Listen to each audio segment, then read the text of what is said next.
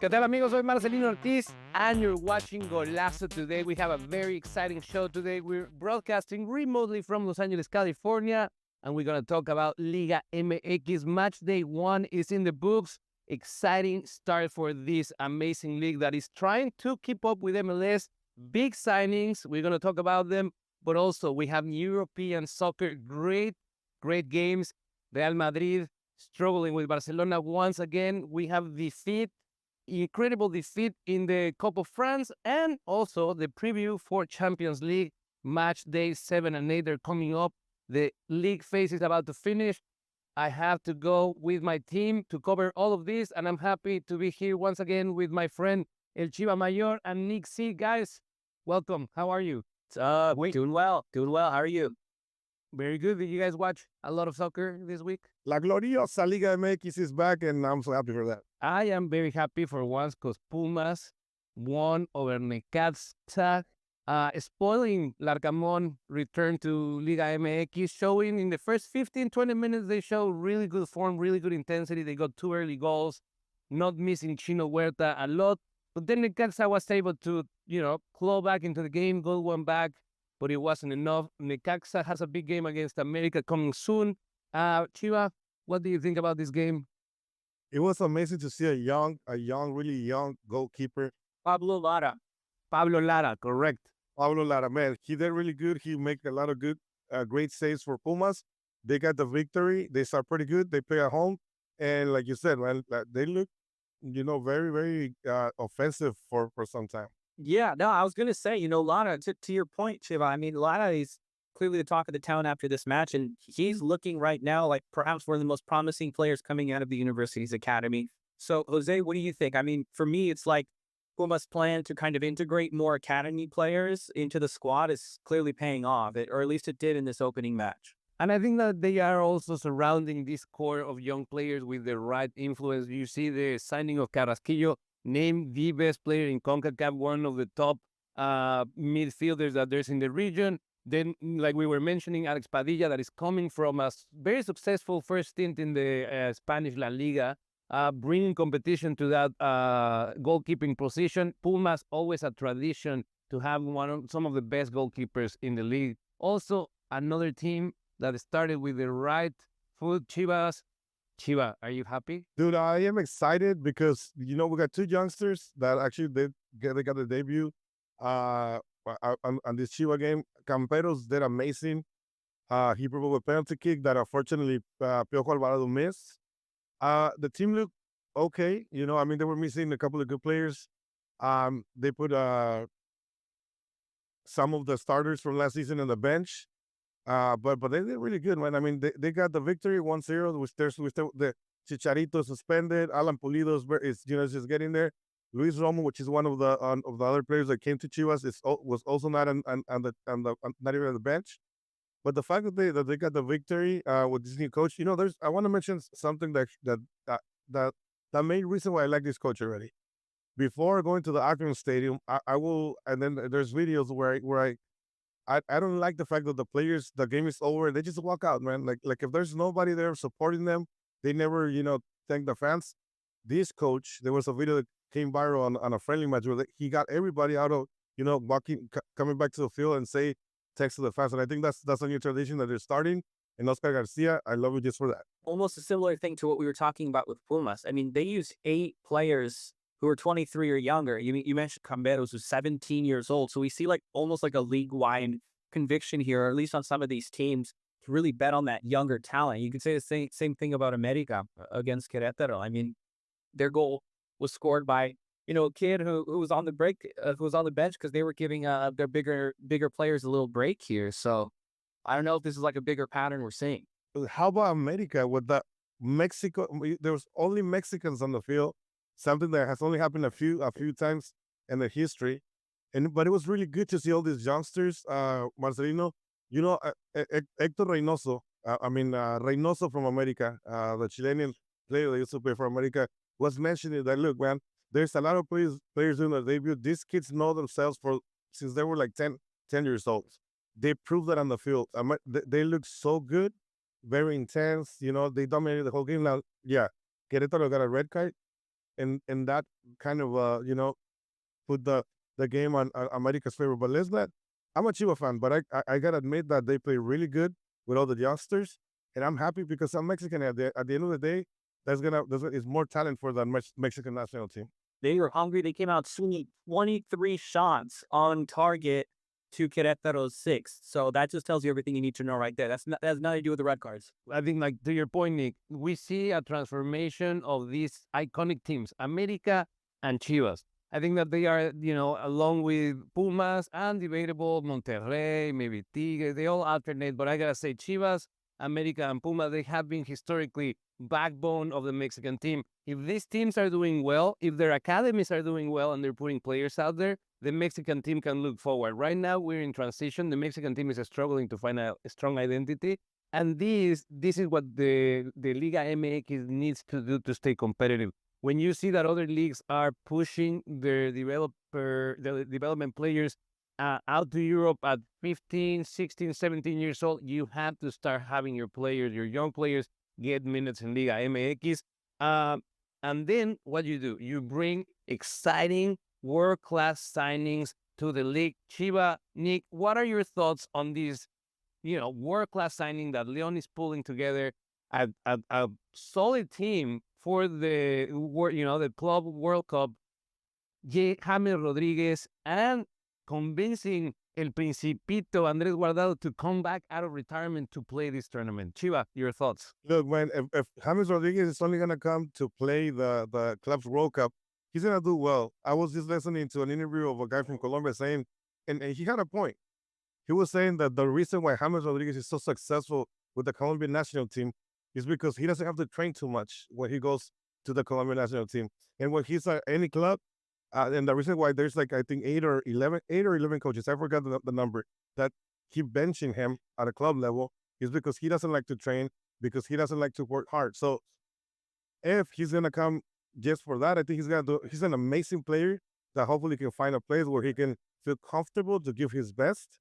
And I'm excited, man. I'm excited to see this Leon, how they're going to represent us on the World Cup. Man, it's going to be good. Yeah, and just not to overlook some basic things now. I think a lot of the talk with Rodriguez coming is about the Club World Cup. Like, Leon, obviously off the bat, like a club with a very rich history. I mean, they have 8 league titles to their name, so let's not overlook that. And then Rodriguez, again, joining less than a year from winning the Copa America Golden Ball, and he broke Lionel Messi's record for assists there. So, I mean, this is huge for a lot of reasons on a lot of levels. And it also, I'm always zooming out and looking at the big picture, but it does show that a lot of teams, particularly in Latin America and here in the MLS as well, they're looking at the Club World Cup and taking it very seriously. At least it shows that, it's more on their mind. The fact that that's like what we're talking about the most about Rodriguez kind of shows the mentality and like the attitude towards the Club World Cup for these teams in Liga MX, for these teams in the MLS as well. I'm very excited. Just to recap, guys, Liga MX match day number 1, Toluca, Tigres, Pumas, America, and Chivas. The only teams that get away with the 3 points, all tied in the first place. Atlas, Juárez, Puebla, Cruz Azul, y Mazatlán. They get the draw. They get 1 point. The rest at the bottom of the table with 0 points. Some exciting games coming up, guys. Cholo de Tijuana against America. I think this is going to be a very, very exciting game. Tigres has an easy weekend with Mazatlán. Chivas contra Necaxa. What do you think is going to happen with that game, Chiva? I hope that our players like Chicharito can come back. I saw Ormiga training already. Nene Beltran should be better. Luis Romo is going to be, I think it's going to be his debut with Chivas. I'm very comfortable and very confident that Chivas can come out of Necaxa with at least 1 point. Don't go anywhere because we're going to be right back with the best of European soccer. We got Champions League. We got some exciting upsets in the cups around the continent. We'll be right back. This is Golazo Today.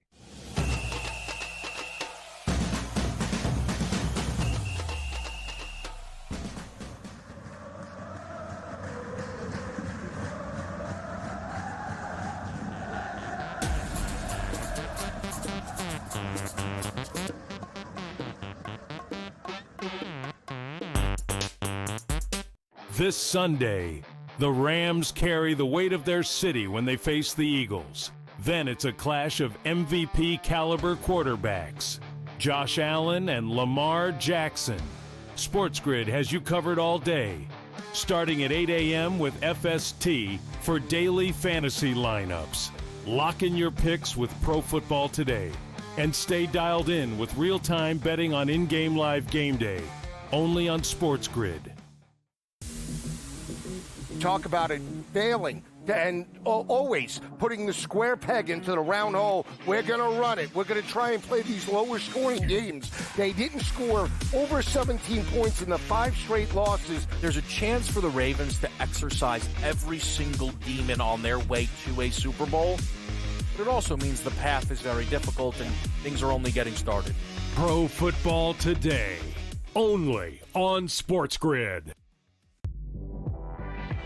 If I were that team and I was the coach, I would have just said, you know what?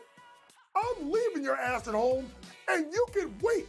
Well, you can get your own damn plane and fly it to Philadelphia, and then I'll still sit your ass. Zion's got to get himself together on the court, both physically, but mentally by being engaged and being on time. Only on SportsGrid.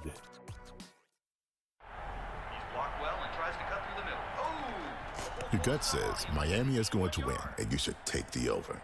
Your gut also said your NFT selfies would only go up in value. They didn't.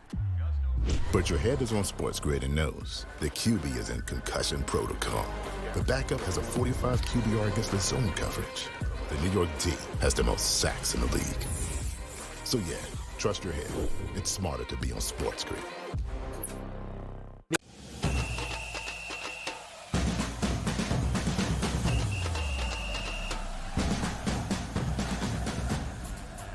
¿Qué tal, amigos? Soy Marcelino Ortiz, and you are back here in Golazo. Today we have a great show going on. I have Chiva Mayor with me and Nik Z, and we are going to dive deep into European soccer. We have Champions League, but before we start, we have to talk about this. I know, Chiva, this might be painful, but there was 5 goals this very important Supercopa. It seemed like Madrid was coming in with a better momentum, but Barcelona came strong with those goals. We are seeing the birth of the new golden child of soccer, in my opinion.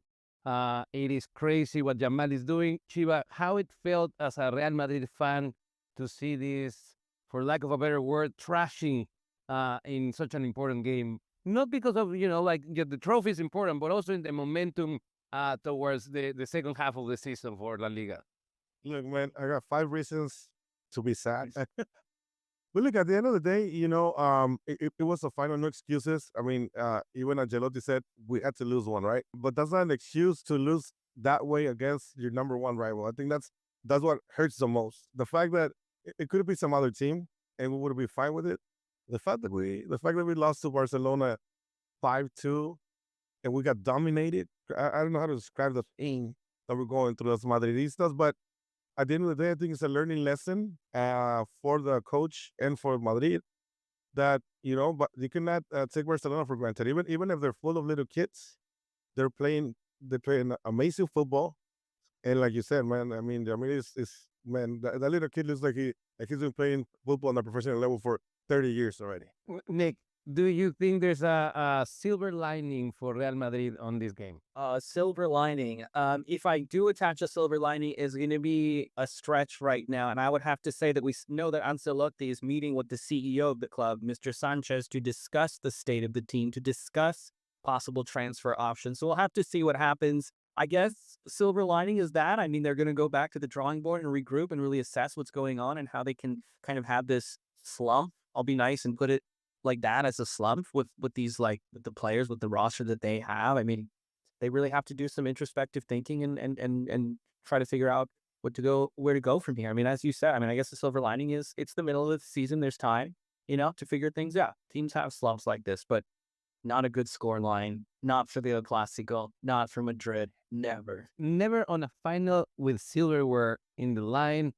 And Barcelona, that seemed to also be struggling before this game. It seemed like they found their footing because they also handed another thrashing on Copa del Rey to Real Betis 5-1. Again, Jamal scoring. We are seeing that Barcelona getting hot, getting cold, but once they connect with what Coach Flick has for them, we see a very dangerous team that scores in bunches. They have Lewandowski that is clearly teaching this team how to put the ball in the net. I'm very excited about what's going on. But next week, we have Champions League. Do you think that these teams are going to be able to carry on their performances and face the leader, the best team in the world right now, Liverpool, that is leading the chart, that is leading the standings? What are you guys expecting for this next match day number 7? Barca is looking amazing. I don't think anyone's going to deny that. But I think all English opponents are going to be dangerous to Barca because their intensity, like you said, like Liverpool, Arsenal, City as well, and even other teams, Inter as well, they're looking super organized. Bayern, it's going to be dangerous for them. They're going to meet Atletico eventually as well. So, I mean, I would be scared of the English opponents if I was Barca, but they look like they got some great momentum around them. And so it's going to be interesting. I think really Man City or maybe Liverpool are the only teams that could really knock Barca off their wheels. Cuba, what do you think is going to happen with Real Madrid? Ito, es el Real Madrid, papa. I mean, look, Real Madrid can be having their worst tournament in La Liga. But when it comes to the Champions League, even though the numbers don't say otherwise, they become a totally different team. They're a monster in Champions League. So I have no doubt that they're gonna go far and that they can make it to another final once again because they have a team for that. I mean, they do, and they're Real Madrid. So I'm not too worried about their path to making it at least to the semifinals. Real Madrid has, an accessible game, let's call it like that, in Champions League. You never know, especially towards the end of this league phase. They are going to play against Salzburg. Salzburg is a team that can surprise you. I believe that, Real Madrid has an edge clearly on this game. Another important game that we have, Barcelona visiting Benfica. Sometimes Barcelona struggles in this type of games. I think that right now the momentum and the belief of the team is at highest, and I think that they're going to take the 3 points on that game. Some surprises might come there. Lille, the French team that has been recently eliminated from their domestic cup by a third division team in a historical surprise in the domestic cup. Now they're going to face Liverpool. They are coming to Anfield. I don't think there's a lot of possibilities, but if you are looking for an improbable result that yield you a lot of gains in, a quick bet, this is one of those games. Any other games that are you excited about in this match day number 7? Atletico de Madrid, Leverkusen, I think is gonna be a really good game. Atletico playing home, and I'm excited to watch them play. Man, I think I love the way Cholo Simeone works his magic with the team, and then Griezmann, being on fire with Atletico de Madrid. I think it's only make it very exciting for anybody to watch the game. I'm all eyes right now on the English squads. Liverpool is an absolute pleasure to watch.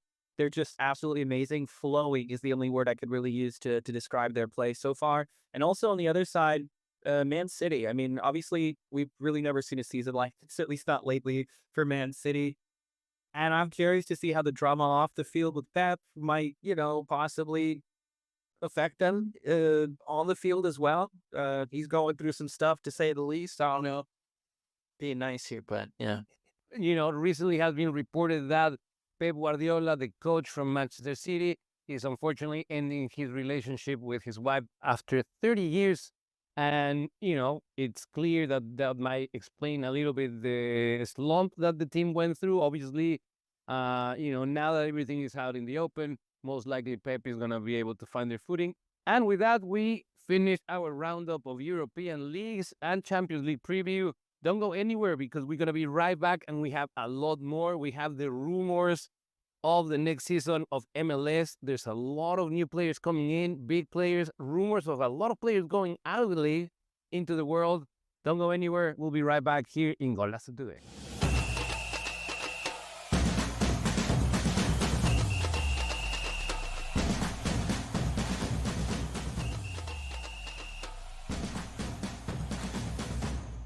The defending champion Kansas City Chiefs aim for an unprecedented third straight Super Bowl, but the Texans are ready to end the dynasty. Then the Commanders, fresh off their first playoff win since 2006, take on the high-powered offense of the Detroit Lions.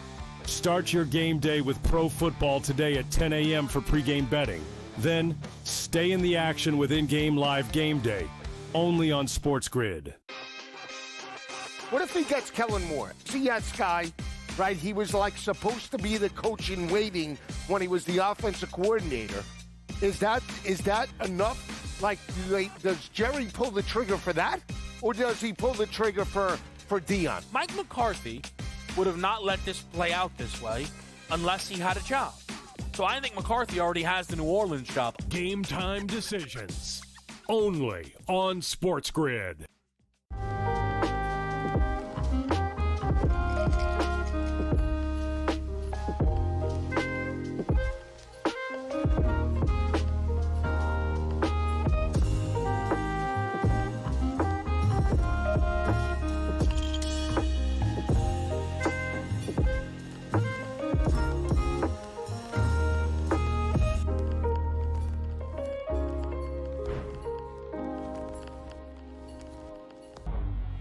Two guys that can do it all. Too much electricity this morning. This is a good time. We're having a lot of fun. I had to do a triple take. Ka-ching!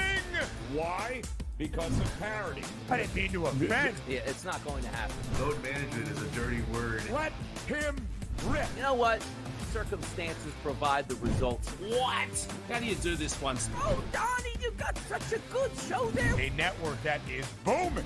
The Early Line, only on SportsGrid.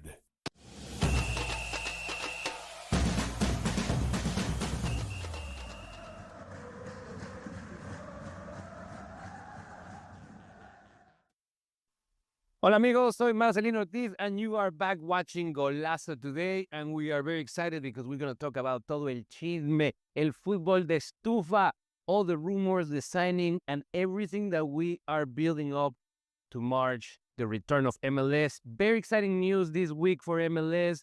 We have some big departures from LAFC, new signings. We got a team that was the worst team last season that now seems like the dark horse, and I will be afraid to face that. That is San Jose. Guys, let's dig into what do you guys have? Any special chisme that you guys say like this is the story of the week for MLS? Chiva. A special chisme, of course, man. Bogus, Mateus Bogus. They're saying like he's already signed with Cruz Azul. What's going on, man? What's going on with the LAFC? They let it go. The whole squad. We're like 4 weeks away from starting to play. And we're missing players. Only one player has come. Well, two. Eric Dueñas has also signed with Houston Dynamo, which is, I was surprised to see him go. I'm happy for him. I know him since he was 12 years old. He's been part of LFC since he was 12. I think it's a great opportunity for him to be able to prove himself and be a starter on a team, because unfortunately in LFC he was not getting that option. And again, I don't know what's going on, but I'm a little, tempted to say, like, we're waiting for JT to take us to the promised land. I don't know if it's going to happen, man. It is tough. It seems like we are barely going to be able to feel that 11 comes March with all the departures from LAFC.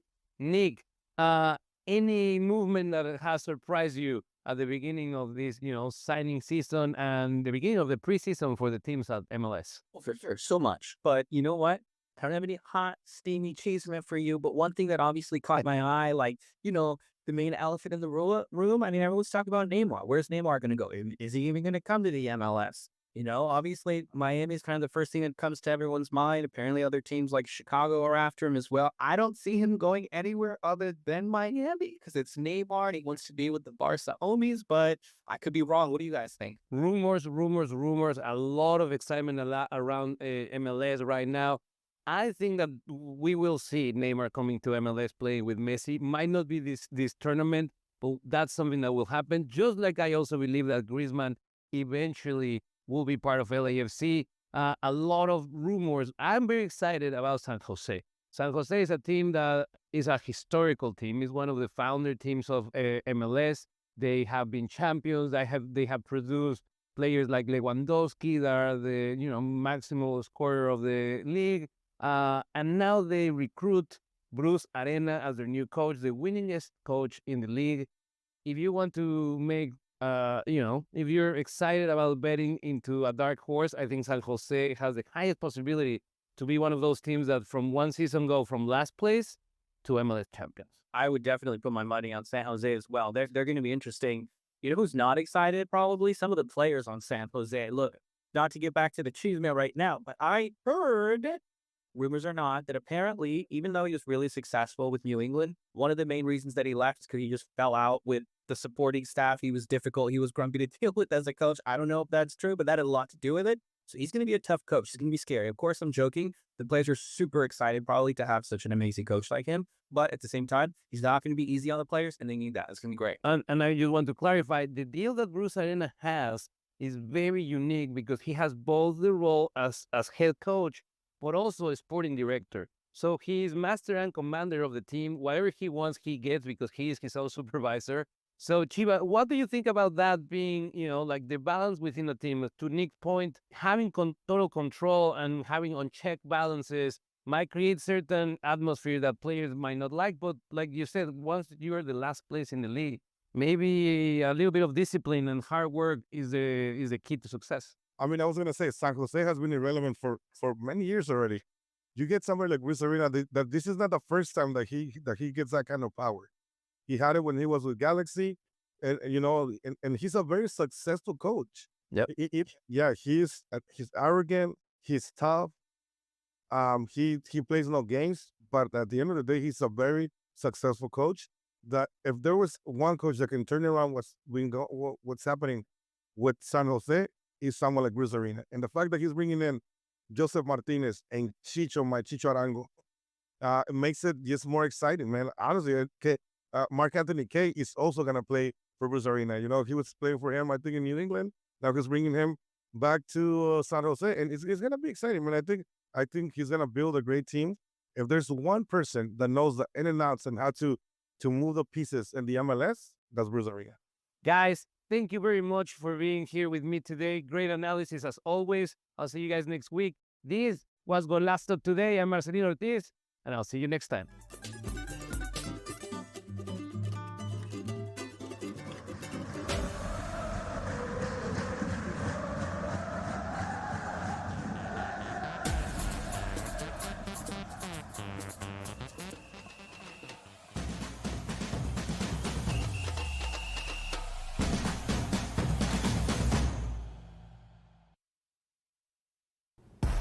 Hey, welcome to the best weekend of the pro football season. We got 8 teams, 4 games, all chasing that one trophy, and we're going to get you ready for it. Beat the Odds starts right now.